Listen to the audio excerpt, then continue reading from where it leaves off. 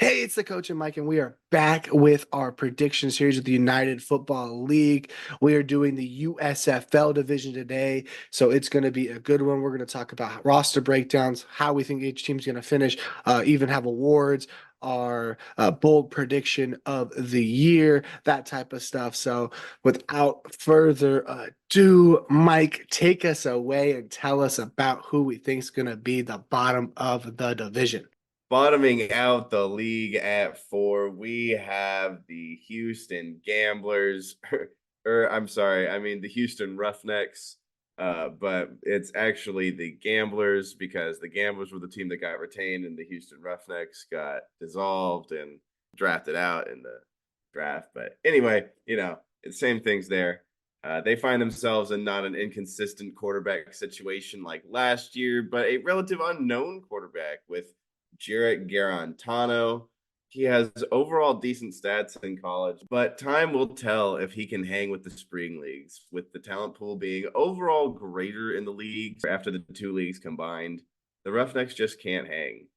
Justin Hall and Kirk Merritt are going to be some bright spots, in my opinion, as far as the wide receiver core goes.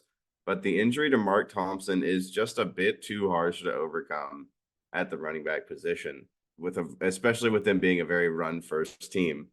The defense will be bruising though, with highlights of such being linebacker Reuben Foster and former Washington now Commanders teammates Cornelius Elder and Jimmy Moreland. Oh, and of course Chris Odom, but more on him coming up. Before I get to the number 3 spot, hopefully Mark Thompson gets healthy and comes back. As a Gamblers fan, I mean Roughnecks fan, getting those mixed up is going to be tough this year. But as a Roughnecks fan, we're hoping for the best. He comes back, gets healthy later in the year, and dominates the league. Now, at the 3 spot, we have the Michigan Panthers that they just made the playoffs last year. And this team has some big questions, though. They have EJ Perry, who led the team last year to the playoffs, but honestly feels limited. And I would probably think he gets the QB1 spot to start the season. But I expect Danny Eatling to get a shot. But I don't think either of these is top QB spring league potential or caliber guys. At best, they're hoping for a game manager. But on the bright side, they have Wes Hills, who is a superstar last year for the Breakers, and he will be easily the Panthers' star running back at RB1. So I expect them to run the ball heavy and be at the top of the league in rushing yards. Matt Colburn is a great second option in the backfield and will make them very versatile in the backfield and make them a very fun team in the run game. Trey Quinn and John Hightower are interesting wide receiver options with NFL experience, but I don't expect much from them because I think you're going to get below average spring league play from the QB position. The good news is the defense returns the big names that led them to success last year with Breland Speaks and Frank Ginda, who are absolute monsters. Both easily are defensive MVP candidates. At the end of the day, I see a team that will be carried by the defense and the run game, play a lot of close games, but I just right now don't think they will get the job done. They'll be on the wrong side of a lot of close ones, so they'll miss out on the playoffs. Sorry, Michigan fans. That's what I see. We have the Memphis Showboats making the playoffs at number 2 in the division. This team was previously a fringe playoff team, was a top player in the draft, and just kept getting better with free agent signings. They secured the bag in getting Case Cookus from the defunct Philadelphia Stars and complemented him with guys like David Davis, Vinny Papale, and Jonathan Adams. A mixture of journeyman and eager new talent, Cookus will certainly be looking to continue his spring league dominance with this cast. The offensive line was heavily invested in this offseason as well, and the defense kept its base and only got better with free agent signings Vontae Diggs and PJ Hall plugging the holes. Special shout out to former San Diego State superstar long snapper Turner Bernard as he continues his spring league career with the Showboats as well. This team is built for the playoffs and will no doubt have little trouble dispatching most of the league. The only problem for the team is the next up team in the division is probably going to be the best team in the league. No surprise who we think is the best team in the USFL division. The two-time USFL champions, the Birmingham Stallions, have done a good job of keeping the core of guys who have led them to the 2 titles and then adding some big name free agents this year. Now, a big question is who is going to be the starter this year at QB. But unlike some other teams, I honestly think this is the best QB room in the United Football League. So it's not going to be a question of, oh, I guess this guy has to start. It's going to be, oh, I guess we're going to get this guy to start. So it's a big difference there. Now you have Jamar Smith, who led the team to the championship in year one, Matt Corral, who was a former third round pick, and an exciting Adrian Martinez, who I don't think will be a starter, but could be a fun quarterback to bring in and run the ball and switch things up. So I think that's his role this year. No idea who Skip Holtz will go with, but with injuries the last 2 years to starters at the QB position, it's good to have depth.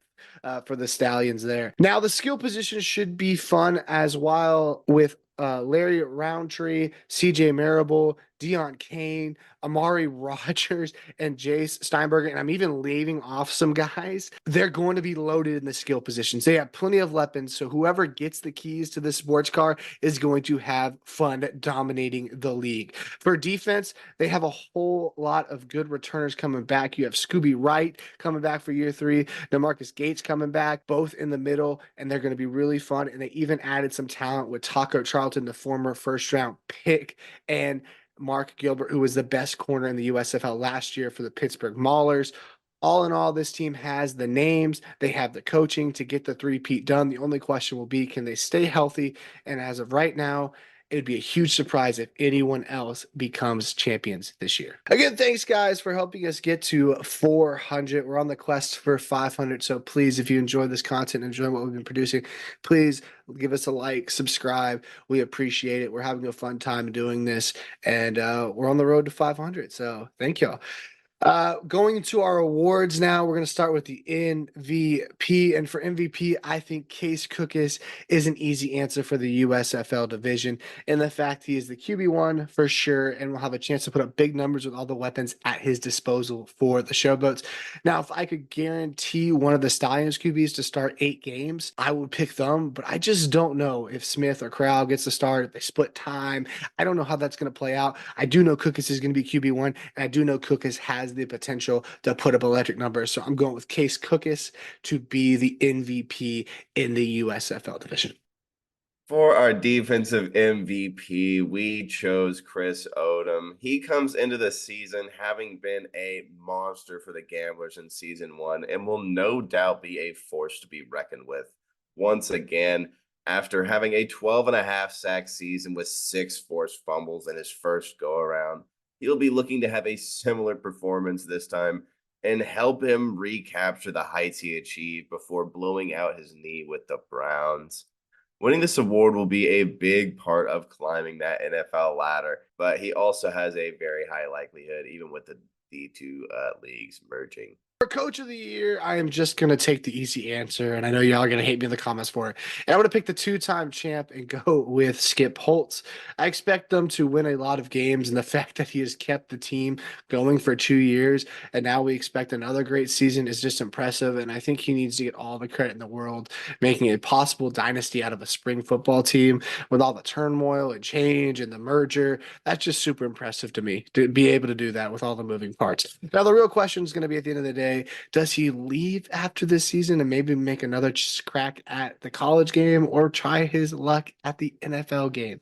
Very interested to see. But Skip Holtz, one of the best pro coaches out there, period.